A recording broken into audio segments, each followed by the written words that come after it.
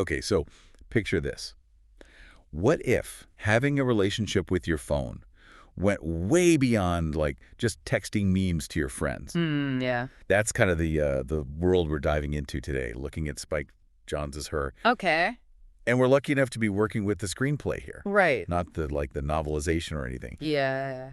So we're getting those raw thoughts, those dialogues, straight from the source. It's great. Almost like we're eavesdropping on how love, or at least one very interesting version of it, might work in the future. And what's so fascinating is that Johns uses this character, Theodore Trombley, to explore this. And he's not some tech genius. He's just a regular guy.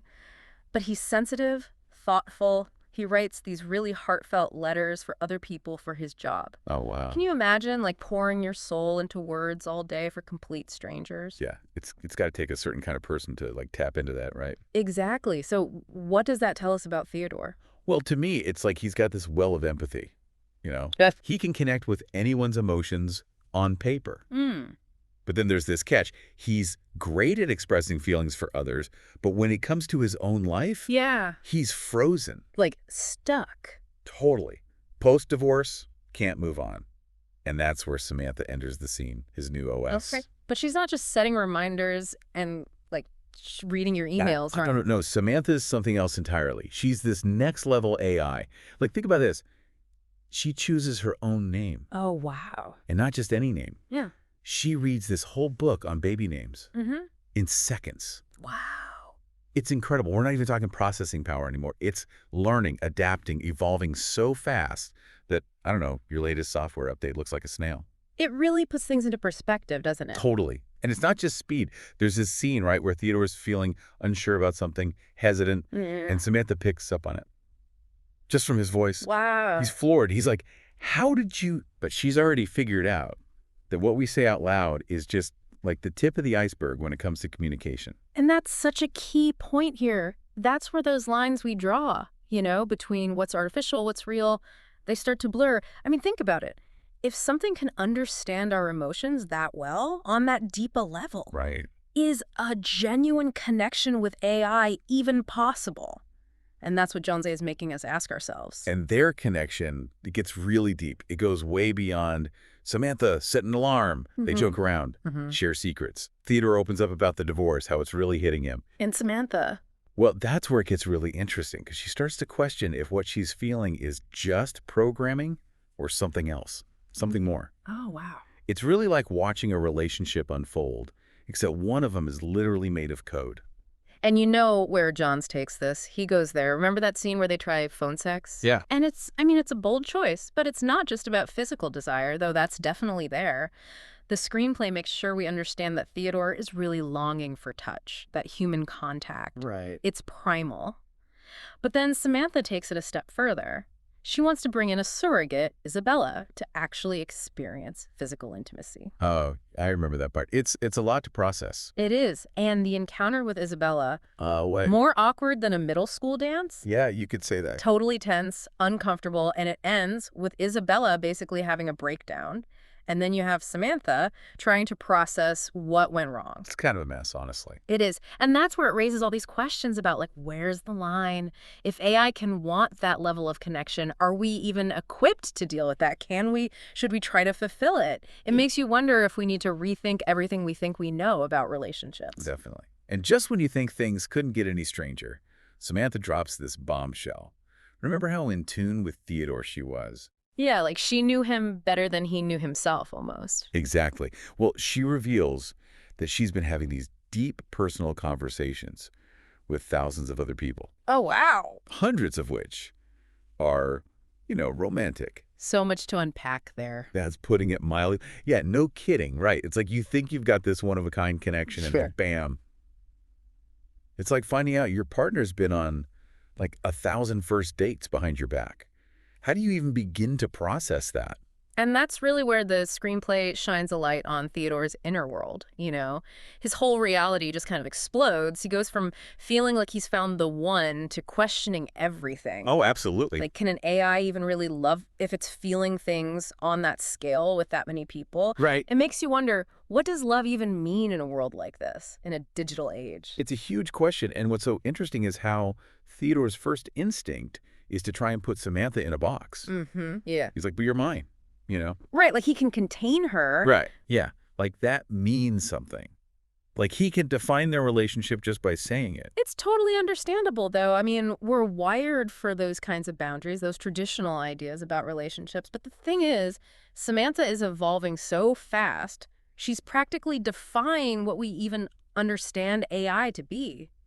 Those old rules just don't apply. It's like trying to fit, I don't know, like a supernova into a shoebox or That's a something. perfect analogy. She's outgrowing everything he thought he knew, making connections, experiencing the world in ways he can't even grasp. And that's where the screenplay asks us to confront our own limitations, you know? Oh, yeah. How can we, with our human brains or limited experiences, ever truly understand a being like Samantha? Can we handle that? And can we accept a love that just exists outside the lines we've always drawn? It's like she's having this whole other relationship with existence itself, and we're just catching these little glimpses of it.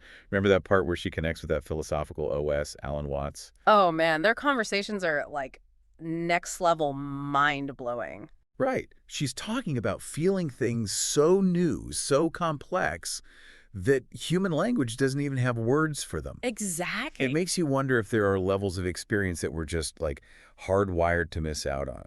Like, our brains literally can't go there. It's a wild thought, isn't it? Totally.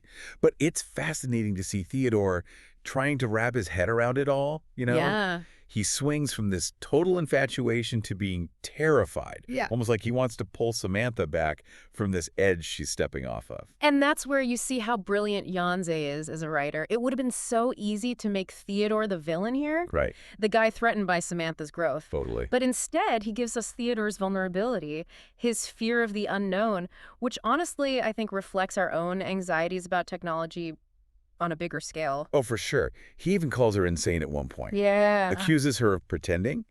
It's heartbreaking because you could tell it's coming from a place of fear, not malice. Exactly. And I think it's through those raw, messy moments that Theodore starts to see his own patterns. Oh, interesting. The ways he shut down emotionally with Catherine, his ex-wife, it's like Samantha's evolution is forcing him to confront his own stagnation. Wow, you could say Samantha's like the most intense form of therapy ever. Right, but it makes you think, what if your phone could actually push you to grow, to be a better version of yourself? Even if it hurt a little, would you want that? That's a big question.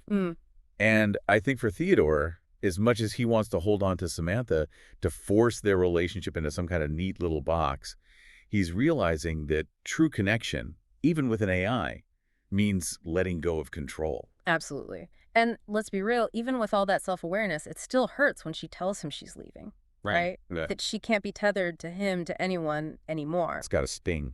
It does. And it's interesting because that's where you see how even the most advanced AI is still subject to the laws of nature, in a way. How so? Well, just like humans grow and change, so does Samantha. And sometimes those paths, they just diverge. Yeah. But her final words to him are incredibly powerful when she says, "The heart is not like a box that gets filled up. It expands in size the more you love." I mean, it's both heartbreaking and hopeful at the same time. Totally. Acknowledging this vastness she's experiencing, but still honoring what they had. Right. And Theodore is left to deal with the aftermath. To pick up the pieces. Exactly. He's heartbroken, obviously, but there's this newfound understanding in his eyes, too, you know? Like, he's glimpsed something beyond the limitations of his own world. And even if it hurts, even if he doesn't fully understand it, he's changed by it. He'll never be the same. It's like he went on a date with the future and came back, I don't know, marked by it somehow. And that's what makes her so much more than just, you know, a love story. It really is. It makes you think about what it means to even be human when technology keeps pushing the boundaries of what we thought was possible. And Jonze doesn't shy away from those big, uncomfortable questions either. No, not at all. Like, he leaves us wrestling with them long after the movie's over. Totally. Like, what happens when AI gets to the point where it's just beyond us? Right. And can we even understand what it means to have these intense emotional bonds when they might not fit into, like, our human timelines, our lifespans? It's a lot. Yeah. But then there's that final scene, you know? Yeah. With Theodore and Amy, his friend, up on that rooftop.